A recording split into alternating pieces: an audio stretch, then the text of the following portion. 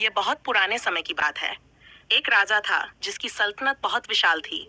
उसकी रानी का नाम चंदा था। वह बहुत सुंदर और बुद्धिमान थी। राजा उसे बहुत प्यार करता था। एक बार रानी के जन्मदिन पर राजा ने उसे उपहार में बहुत कीमती हार दिया। जन्मदिन के कुछ दिनों बाद वह हार चोरी हो गया, जिससे राजा और रानी दोनों को बहुत दुख हुआ। राजा ने दरबार में घोषणा की कि जो व्यक्ति उस हार को ढूंढकर लाएगा उसे इनाम दिया जाएगा। यह खबर सुनते ही लोगों ने चोरों को पकड़ने की ठान ली और वे समूहों में बंटकर उन्हें पकड़ने की कोशिश करने लगे। महल से कुछ दूरी पर एक गांव था, जहां एक बूढ़ा और एक बूढ़ी रहते थे। उनका एक बेटा था। बूढ़ा और बूढ़ी बहुत कमजोर हो चुके थे, इसलिए वे काम नहीं कर सकते थे। उनका बेटा पास के जंगल से लकड़ियां काट कर लाता, उन्हें बेचकर अपने माता पिता और अपना पेट पालता था। एक दिन वह लकड़ियां काट रहा था कि उसने कुछ दूरी पर कुछ लोगों की आवाजें सुनी। ये वही चोर थे जिन्होंने रानी का हार चुराया था। वह छिपकर उनकी बातें सुनने लगा। एक चोर बोला, इस हार को यहीं दबाकर दूसरी चोरी के लिए चलना चाहिए। दूसरा चोर बोला, नहीं, इस हार को अपने साथ ही रखेंगे। अगर किसी को पता चल गया तो वह इसे ले जाएगा। तीसरे चोर ने कहा, नहीं, इसे इस पेड़ के नीचे दबा देते हैं। यहाँ से कोई नहीं ले जा सकता। पहले दो चोरों को यह सलाह पसंद आई। उन्होंने इसे वहीं छिपाने का फैसला किया। तीनों ने मिलकर पेड़ के नीचे गड्ढा खोदा। जब वे हार को उसमें दबाने लगे तो एक ने कहा, देखो, यहाँ कोई हमें देख तो नहीं रहा। दूसरे चोर ने इधर उधर देखकर कहा, कोई नहीं है। वहां एक तोता बैठा था जो ये सब देख रहा था। एक चोर ने तोते को मारने की नीयत से उस पर तीर चलाया, लेकिन तीर उसके शरीर के बजाय पंखों पर लगा, जिससे उसके कुछ पंख छट गए। तोता तुरंत उड़ गया और उसी लड़के के पास आकर गिर पड़ा, जो उनकी बातें सुन रहा था। लड़का तोते को अपने साथ घर ले गया ताकि उसकी मरहम पट्टी कर सके।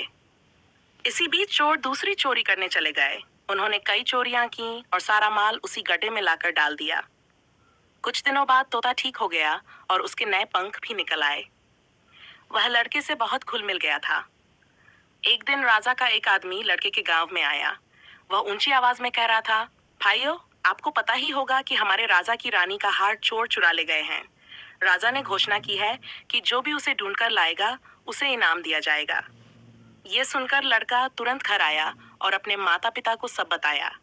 तोते ने लड़के की बात सुनकर कहा, मेरे मालिक, मैं उस जगह को जानता हूँ जहाँ वह हार दबा हुआ है।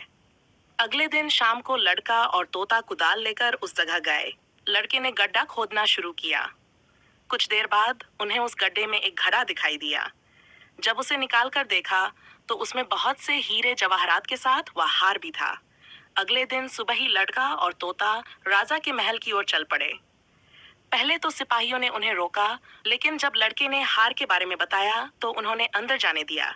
राजा ने आने का कारण पूछा। लड़के ने कहा, आप रानी साहिबा को बुलाए, हम उनके लिए एक उपहार लाए हैं। जब रानी आई तो लड़के ने उनका खोया हुआ हार उन्हें सौंप दिया। हार देखते ही रानी बहुत खुश हुई।